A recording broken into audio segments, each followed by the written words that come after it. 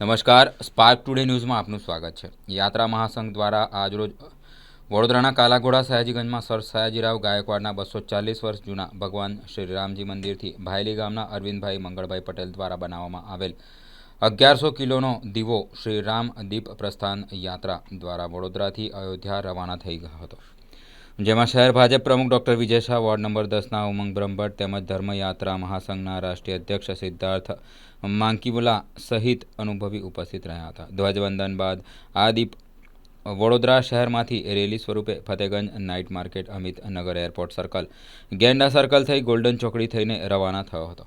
આ યાત્રામાં યુવતીઓ ભગવા રંગનો પોશાક પહેરીને પોતાની શ્રદ્ધાનું પ્રદર્શન કર્યું, સાથે આ યાત્રામાં ભાગ લીધો હતો। આપણા વડોદરામાં 4-5 મહિના પહેલાં ભરવાડ સમાજના વિયાભાઈ ભરવાડે 108 ફૂટની અગરબત્તી બનાવી। મને થોડો વિચાર એવો આવ્યો કે અગરબત્તી હોય તો એની જોડે દીવો હોય જ, એ થોડું મનમાં રાખીને છેલ્લા આમ તો 3-4 મહિનાથી થોડા વિચાર હતા, 3-4-5 ડિઝાઇન બનાવી, થોડું કામ કર્યું પણ મજા ના આવી, પણ છેલ્લે આ દીવાની ડિઝાઇન બરાબર લાગી એટલે પછી એ દીવાની શરૂઆત કરી બનાવવાની। આ દીવો 1100 ફૂટ 1100 કિલો વજનનો છે, 9.25 એટલે 9.5 ફૂટ ઊંચો છે। એને અંદર ઘી પૂરવું હોય તો 850 કિલો ઘી અંદર જઈ શકે છે। એને દીવા ઉપર જવા માટે મેં એક નિસરણી બનાવી છે અને દીવા સળગાવવા માટે મેં એને એક મસાલ બનાવી છે। અમને અહીંયાથી અત્યારે રામજી મંદિર કમાટી બાગથી અમે અત્યારે પ્રસ્થાન કરીશું। અમે પહોંચતા 6 થી 7 દિવસ થશે। આવો નવો મોલ છેક સુધી છે, છેક અયોધ્યા પહોંચતા સુધી આ જ રીતનો માહોલ અમને છેક સુધી મળશે। સંપૂર્ણ ઘી પૂર્યા પછી આ દીવો કેટલા દિવસ સુધી પ્રજ્વલિત રહેશે? એવું તો કંઈ ગણતરી નથી કરી, પણ ઘણો બધો લાંબો ટાઈમ ચાલે એવો આ 800-850 ઘી દીવામાં પ્રજ્વલિત કરવું એવો કોઈ દિવસ અમે ટ્રાય નથી કર્યો, છતાંય એન્જિનિયરોનું કહેવું છે કે આ 6-8-7 મહિના ચાલે। અમારી સાથે કેટલા લોકો જોડાયા છે? આ દીવો તો મેં એકલા જ બનાવ્યો છે। બન્યા પછી અમારી જોડે વિશ્વ હિન્દુ પરિષદના આખા જ વડોદરાનું અયોધ્યા અમારી જોડે 30 ગાડી આવે છે, 60-70 જણા જોડે અમે જઈએ છીએ। મારો પરિચય અરવિંદભાઈ મંગળભાઈ પટેલ, લાલ ગુરુ ફાર્મ, ભાયલી, વડોદરા, ગુજરાત। જય જય શ્રી રામ। આજ રોજ વડોદરાને આંગણેથી એક 1100 કિલો વજનનો ભવ્ય દીવો શ્રી રામ મંદિર સયાજીગંજના સ્થળેથી ભગવાન શ્રી રામ મંદિર અયોધ્યા મુકામે પ્રસ્થાન થઈ રહ્યો છે।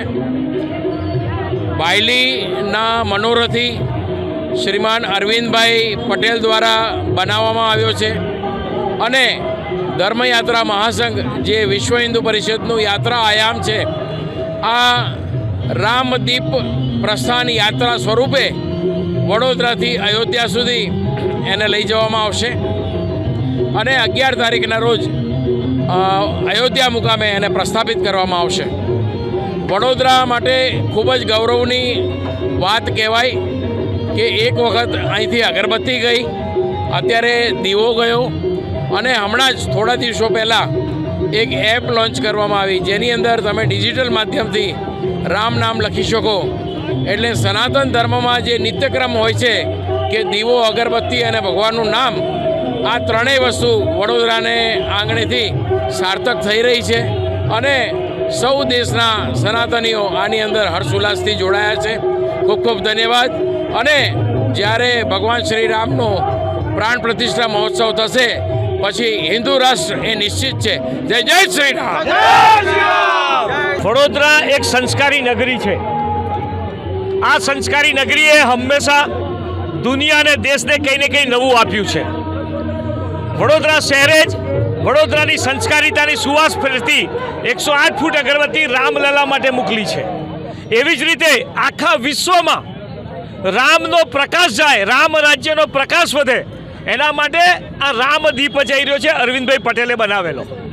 હવે આજે જ્યારે જઈ રહ્યો છે રામદીપ, એ વખતે અમે આજે એટલું જ કહીશું, સંપૂર્ણ વડોદરા શહેરના લોકોને, ગુજરાતના અને ભારતના લોકોને આપના થકી કહેવા માગીએ છીએ કે જ્યારે આ રામદીપ અયોધ્યામાં પહોંચી રહ્યો છે અને રામલલાના વિસ્તારમાં એમના આખા જે કાર સેવકપુરમ બનાવ્યું છે ત્યાં જ્યારે આનો પ્રકાશ થશે અને આ દીવો પણ કેવો છે 9.5 ફૂટ ઊંચો 8.5 ફૂટનો ઘેરાવો અને એમાં 501 કિલો ઘી આવી શકે એટલો મોટો દીવડો કે જે 30 દિવસ સુધી પ્રજ્વલ રહે.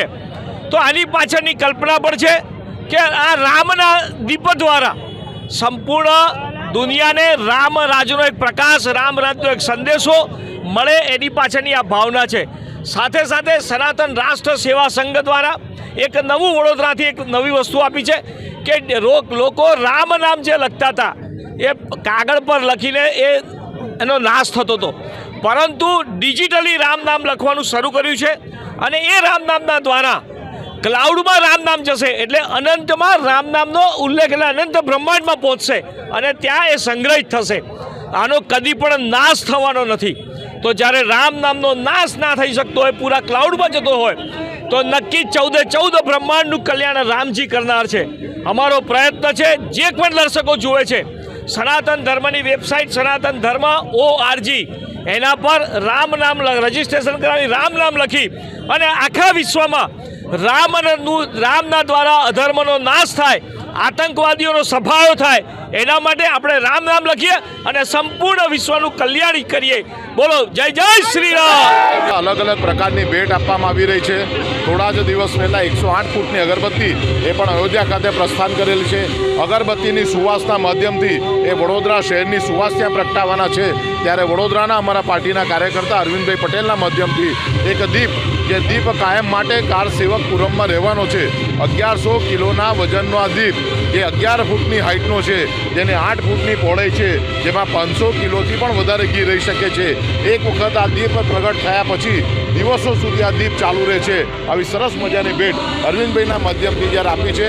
કાર સેવાપુરમ ખાતે આ દીપને સ્થાપિત કરી અને કાયમ માટે વડોદરાનું દીપ એ અયોધ્યામાં પ્રજ્વલિત રહે અને અયોધ્યાનું જે સુવાસ છે એ વડોદરા શહેરને મળતી રહે, અયોધ્યાના બધાના આશીર્વાદ વડોદરા પર રહે, એવું સરસ મજાનું આયોજન ધર્મસભા મહાસંઘના શૈલેષભાઈ અને એમની ટીમ દ્વારા કર્યું છે. વિશ્વ હિન્દુ પરિષદના લોકો પણ આમાં જોડાયા છે. ત્યારે સૌને આ તબક્કે ખૂબ ખૂબ અભિનંદન આપું છું. એક તો જે રીતે 500 વર્ષના સંઘર્ષ બાદ ભવ્ય અને દિવ્ય રામ મંદિર રૂપી રાષ્ટ્ર મંદિર બની રહ્યું છે, ત્યારે દરેક નગરજન એ રામમય થઈ રહ્યું છે અને એટલા જ માટે દરેક વ્યક્તિ પોતાને જે કોઈને કોઈ યોગદાન આપવા માગે છે.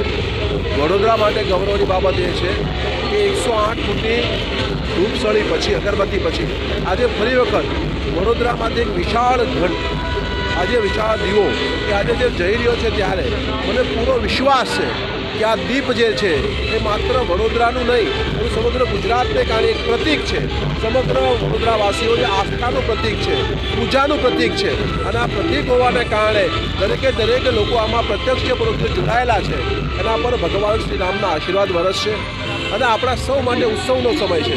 હું આપના માધ્યમથી સૌને અપીલ પણ કરું છું કે 22મી તારીખે પોતાના ઘર ઉપર અવશ્યપણે રંગોળી કરીને દીવો પ્રગટાવે. ભગવાન શ્રી રામનું નિજ મંદિરમાં જ્યારે પોતે જઈ રહ્યા છે, ત્યારે દિવાળી જેવો માહોલ એ સમગ્ર વડોદરા, સમગ્ર ગુજરાત, સમગ્ર દેશમાં થવાનો છે. ત્યારે દરેક નાગરિક આમાં જોડાય એવી પણ આપના માધ્યમથી સૌને અપીલ કરું છું. જય શ્રી રામ. જી બિલકુલ, આપણા જે વડોદરાવાસીઓ છે એના માટે બહુ જ ખુશીની વાત છે, બહુ જ ગર્વની વાત છે કે અહીંયા વડોદરાથી 1100 કિલોનો દીવો આપણા અયોધ્યામાં રામ ભગવાન જ્યારે પધારી રહ્યા છે એમના સ્વાગત કરવા માટે જઈ રહ્યું છે અને આપણે બધા એનો એક હિસ્સો બની રહ્યા છે. તો આપણા માટે બહુ જ ગર્વની વાત છે અને અમે તો ભગવાધારી એકદમ રહીને અને આખી રેલીમાં અમે જવાના છીએ અને આ ભાગનો હિસ્સો બનવાના છે. તો અમને તો બહુ જ ખુશી છે. તો બધાને પણ વિનંતી કરું છું કે બધા આ રેલીમાં પધારો અને રામ ભગવાનના સ્વાગતમાં તમે એક હિસ્સો બનો. 22 તારીખે આપણે દિવાળી મનાવવાની છે. શું કહેશો? પ્રધાનમંત્રી નરેન્દ્ર મોદીજીએ જે આહવાન કર્યું છે કે આપણે બધા જ ઘરમાં દિયા જલાવવાના છે.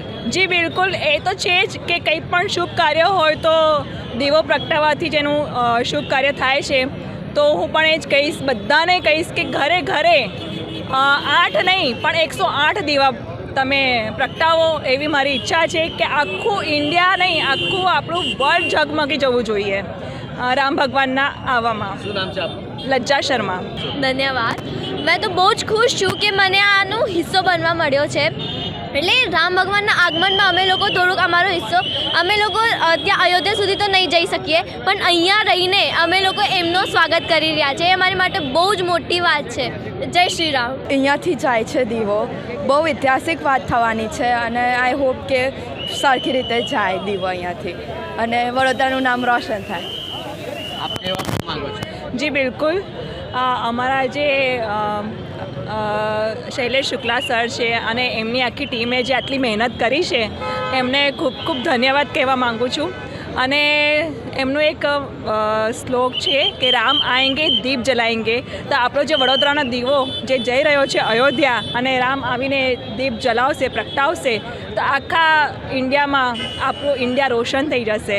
જય શ્રી રામ. જય શ્રી રામ. શું કહેશો? જય જય શ્રી રામ. હું કહી રહીશ કે વડોદરામાંથી જે અગરબત્તી મોકલવામાં આવી હતી પછી એવો આઈડિયા આવ્યો અમારા વડોદરાવાસીઓને કે અગરબત્તી તો મોકલાવી પણ એવો દીવો મોકલાવીએ કે જે 3 મહિના સુધી ચાલુ રહે.